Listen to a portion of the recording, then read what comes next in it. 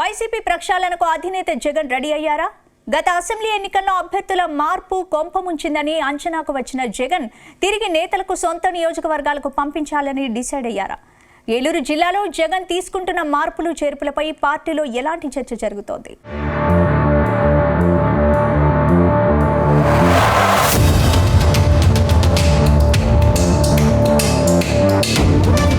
Assembly ఎన్నికల్లో ఓటమి తర్వాత వైసీపీని అధినేత జగన్ పూర్తిగా ప్రక్షాళన చేస్తున్నారు. గతంలో జరిగిన తప్పులను సరిదిద్దుకుంటూ చాలా మంది లీడర్లను తమ సొంత నియోజకవర్గాలకు తిరిగి పంపించేస్తున్నారు. ఇటీవల మాజీ మంత్రి విడుదల రజనీని గుంటూరు వెస్ట్ నుంచి తిరిగి చిలకలూరుపేట ఇన్ఛార్జిగా నియమించారు. ఆమెతో పాటు మాజీ మంత్రి అంబటి రాంబాబుకు కూడా తిరిగి సొంత నియోజకవర్గం అప్పగించారు. ఇప్పుడు మరో 2 నేతలను కూడా తమ సొంత నియోజకవర్గాలకు పంపించాలని జగన్ డిసైడ్ అయినట్టు పార్టీలో జోరుగా ప్రచారం జరుగుతోంది.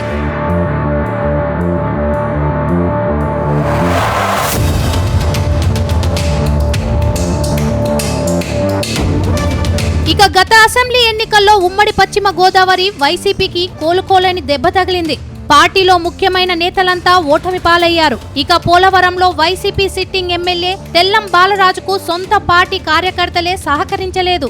ఆయన అభ్యర్థిత్వంపై పార్టీ నేతలు అభ్యంతరం చెప్పటంతో టికెట్ ఇచ్చేందుకు జగన్ నిరాకరించారు. చివరకు తెల్లం బాలరాజు భార్య రాజ్యలక్ష్మికి వైఎస్ జగన్ టికెట్ ఇచ్చారు.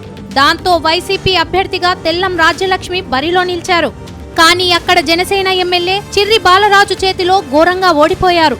తాజాగా పార్టీలో నేతలను సొంత నియోజకవర్గాలకు పంపిస్తున్న నేపథ్యంలో రాజ్యలక్ష్మిని తప్పించి పోలవరం బాధ్యతలు తిరిగి మాజీ ఎమ్మెల్యే తెల్లం బాలరాజుకే అప్పగిస్తారని పార్టీ నేతలంటున్నారు.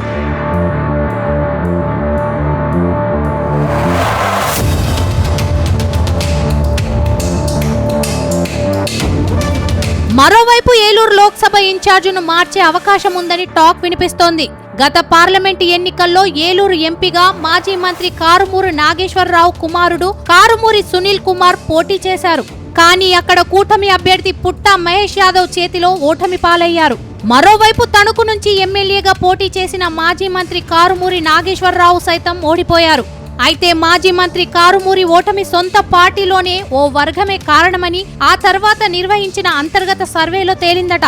ఆ తర్వాత కూడా తణుకులోని ఆ వర్గం కారుమూరిపై బహిరంగంగానే విమర్శలకు దిగటం అప్పట్లో హాట్ టాపిక్ అయింది. ప్రస్తుత పరిస్థితుల్లో తణుకులో మాజీ మంత్రి కారుమూరిపై సొంత పార్టీ నుంచే తీవ్ర వ్యతిరేకత వస్తోంది.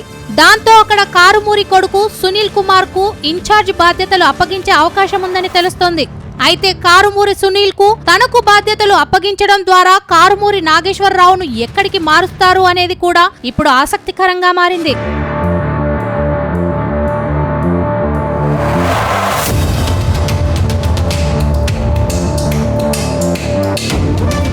మొత్తంగా పలు నియోజకవర్గాల్లోనూ పెద్ద ఎత్తున మార్పులు చేర్పులు జరిగే అవకాశం ఉందని వైసీపీ వర్గాలంటున్నాయి.